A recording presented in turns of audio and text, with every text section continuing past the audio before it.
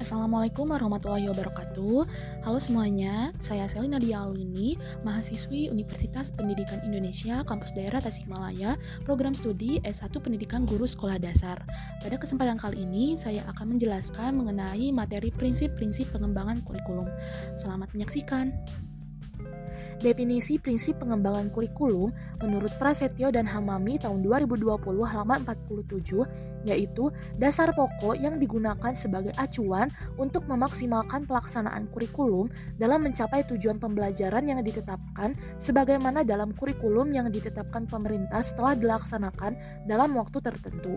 Nah, biasanya pengembangan kurikulum ini adalah proses pembaruan kurikulum setelah dilakukan evaluasi kurikulum.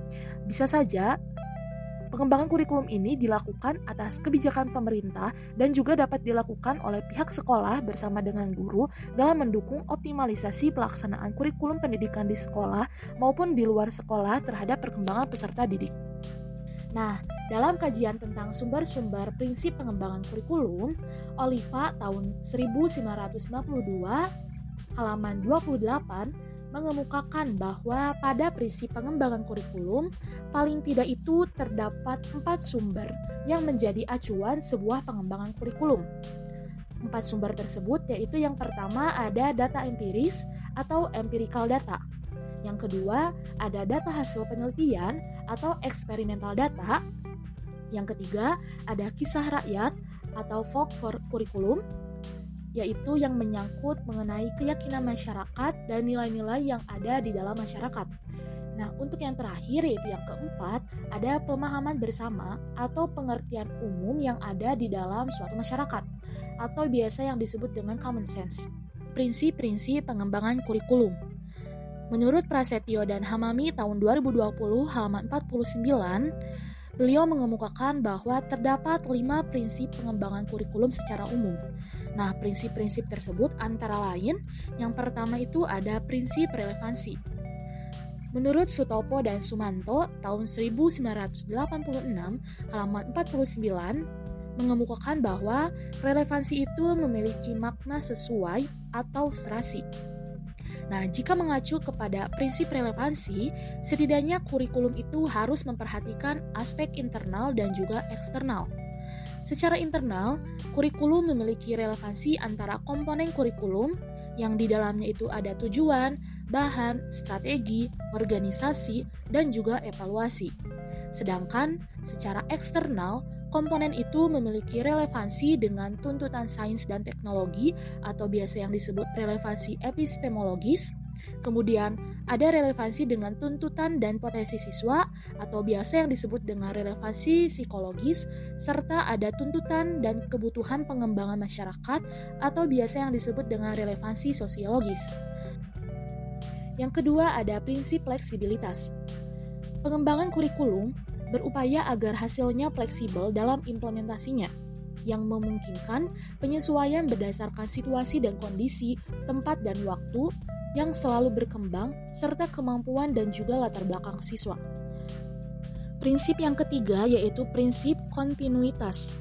Kontinuitas ini yakni adanya kesinambungan dalam kurikulum, baik secara vertikal maupun secara horizontal. Nah, pengalaman belajar yang disediakan kurikulum harus memperhatikan kesinambungan, baik yang di dalam tingkat kelas, antar jenjang pendidikan, maupun antar jenjang pendidikan dan jenis pekerjaan. Sejalan dengan uraian tersebut, Sutopo dan Sumanto tahun 1986 halaman 52 sampai halaman 53 mengemukakan bahwa makna kontinuitas di sini adalah berhubungan, yaitu adanya nilai keterkaitan antara kurikulum dari berbagai tingkat pendidikan. Nah, sehingga tidak akan terjadi pengulangan atau disharmonisasi bahan pembelajaran yang akan berakibat jenuh atau membosankan, baik yang mengajarkan gurunya maupun yang belajarnya atau siswanya. Nah, selain berhubungan dengan tingkat pendidikan, kurikulum juga harus berhubungan dengan berbagai studi, agar antara satu studi dapat melengkapi studi yang lainnya. Prinsip yang keempat yaitu prinsip efisiensi. Prinsip efisiensi merupakan salah satu prinsip yang perlu diperhatikan dalam mengembangkan kurikulum, agar apa yang telah direncanakan akan sesuai dengan tujuan yang ingin dicapai. Jika misalnya sebuah program pembelajaran dapat diadakan 1 bulan pada satu waktu dan memenuhi semua tujuan yang ditetapkan, maka itu tidak bisa disebut dengan halangan, melainkan keuntungan bagi siswa, karena siswa dapat mengimplementasikan program pembelajaran yang lain. Nah, upaya ini diperlukan agar dalam pengembangan kurikulum dapat memanfaatkan sumber daya pendidikan yang ada secara optimal, cermat, dan tepat sehingga hasilnya itu akan memadai. Nah, dalam mengembangkan kurikulum pendidikan perlu mempertimbangkan prinsip efektivitas. Yang dimaksud dengan efektivitas di sini adalah sejauh mana rencana program pembelajaran dapat dicapai atau dapat diimplementasikan. Nah, dalam prinsip ini ada 2 aspek yang perlu diperhatikan. Yang pertama yaitu aspek efektivitas mengajar guru dan yang kedua yaitu aspek efektivitas belajar siswa. Nah, untuk yang pertama, dalam aspek mengajar guru, jika guru masih ditemukan kurang efektif dalam mengajar bahan ajar atau program, maka itu akan menjadi bahan dalam mengembangkan kurikulum di masa depan, yaitu dengan mengadakan misalnya pelatihan, workshop, dan lain-lainnya. Nah, sedangkan jika pada yang kedua, aspek efektivitas belajar siswa, perlu dikembangkan kurikulum yang terkait dengan metodologi pembelajaran, sehingga apa yang sudah direncanakan dapat tercapai dengan metode yang relevan dengan materi atau materi pembelajaran. Yang selanjutnya, kita akan membahas mengenai prinsip pengembangan kurikulum secara khusus menurut Sukma Dinata tahun 2004 halaman 86. Nah, untuk prinsip pengembangan kurikulum secara khusus itu yang pertama ada prinsip penentuan tujuan pendidikan. Tujuan pendidikan mencakup tujuan yang bersifat umum dan khusus. Dalam perumusan tujuan pendidikan didasarkan pada sumber-sumber seperti ketentuan dan kebijakan pemerintah, survei mengenai persepsi masyarakat tentang kebutuhan mereka, survei mengenai pandangan para ahli dalam bidang-bidang tertentu, survei tentang kualitas sumber daya manusia, serta pengalaman negara lain dalam menghadapi masalah yang sama. Untuk prinsip yang kedua, yaitu prinsip pemilihan isi pendidikan atau kurikulum. Dalam menentukan isi kurikulum, beberapa pertimbangan yang dapat dijadikan dasar acuannya itu ada 3. Yang pertama, diperlukan penjabaran tujuan pendidikan ke dalam perbuatan hasil belajar yang khusus dan juga sederhana.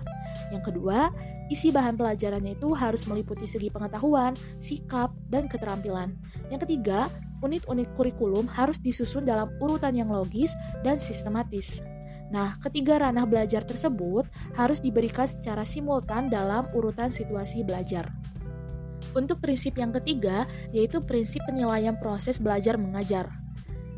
Dalam proses belajar mengajar, hendaknya memperhatikan hal-hal berikut. Yang pertama itu adanya kecocokan metode ataupun teknik belajar mengajar untuk mengajarkan bahan pelajaran. Yang kedua, adanya variasi metode ataupun teknik dalam proses belajar mengajar terhadap perbedaan individu siswa, serta yang ketiga, adanya keefektifan metode ataupun teknik dalam mengaktifkan siswa dan juga mendorong berkembangnya kemampuan guru. Untuk prinsip yang keempat, yaitu prinsip pemilihan media dan alat pengajaran.